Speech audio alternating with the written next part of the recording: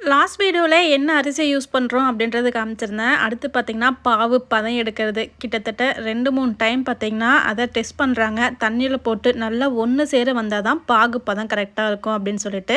அடுத்து பார்த்திங்கன்னா எப்பயுமே நம்ம இந்த பாகை வடிகட்டி காய்ச்சணும். ஏன்னா அதில் சக்கை தூசி எல்லாமே அதிகமாக இருக்கும். நான் இந்த வீடியோவில் காமிக்கிறேன் பாருங்கள் எந்த அளவுக்கு வந்து சக்கை எல்லாமே ஃபில்டர் ஆகி மேலே நிற்குது அப்படின்ட்டு. ஸோ எப்பயுமே நீங்கள் பண்ணால் கூட இந்த மாதிரி ஒரு ஃபில்டர் வச்சு ஃபில்டர் பண்ணிவிடுங்க. அப்போ தான் வந்து சாப்பிட்றதுக்கு நல்லாயிருக்கும்.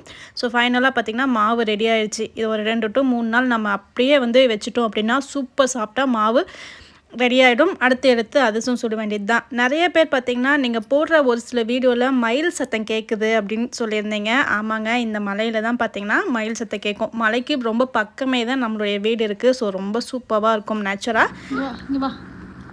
என்னடா நாட்டி பாப்பா ஏ டாமி யார்கிட்ட இருந்துட்டு விடுட்டா வந்துட்டு உமாவா நன்னாத்த லாலிபப்பு எந்த கடையில் வாங்கினீங்க?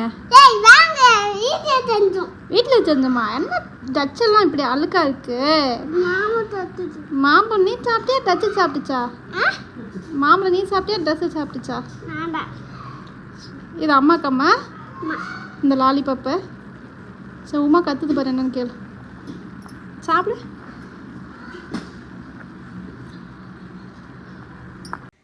அடுத்து மாவுக்கு மேலே பார்த்திங்கன்னா கொஞ்சமாக எண்ணெய் போட்டு வச்சு இப்படி மூடி வச்சுட்டு ஒரு 2 நாள் கழித்து ரெடி பண்ண வேண்டியது.